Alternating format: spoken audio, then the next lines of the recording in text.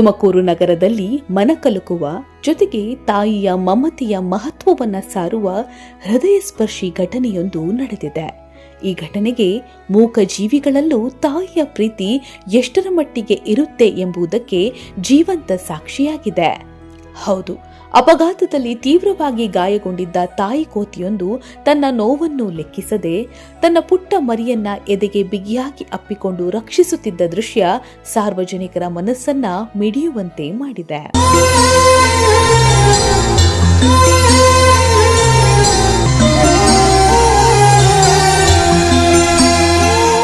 ತುಮಕೂರು ನಗರದ urban resort ಮುಂಭಾಗದ ರಸ್ತೆಯಲ್ಲಿ ರಸ್ತೆ ದಾಟುತ್ತಿದ್ದ ವೇಳೆ ತಾಯಿ ಕೋತಿಗೆ ಅಪಘಾತ ಸಂಭವಿಸಿದ್ದು ಅದರ ಬಲಗಾಲಿಗೆ ತೀವ್ರ ಗಾಯವಾಗಿ ರಕ್ತಸ್ರಾವವಾಗ್ತಿತ್ತು.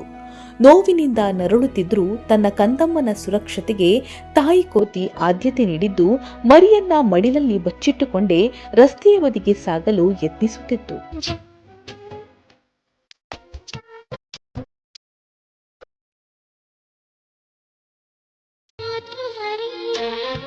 ಗಾಯದ ನೋವು ಒಂದು ಕಡೆ, ರಕ್ತಸ್ರಾವ ಮತ್ತೊಂದು ಕಡೆ ಇದ್ದರೂ ತಾಯಿ ಕೋತಿ ತನ್ನ ಮರಿಯನ್ನ ಕ್ಷಣ ಮಾತ್ರವೂ ದೂರ ಮಾಡಲಿಲ್ಲ.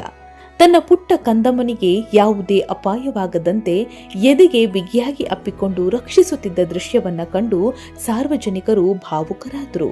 ಸ್ಥಳಕ್ಕೆ ಆಗಮಿಸಿದ ವನ್ಯಜೀವಿ ಸಂರಕ್ಷಕ ದಿಲೀಪ್ ಗಾಯಗೊಂಡ ತಾಯಿ ಕೋತಿಗೆ ಪ್ರಾಥಮಿಕ ಚಿಕಿತ್ಸೆ ನೀಡಲಾಗಿದ್ದು ಹೆಚ್ಚಿನ ಚಿಕಿತ್ಸೆಗೆ ಪಶುವೈದ್ಯರ ಬಳಿ ಕರೆದೊಯ್ಯಲಾಯಿತು.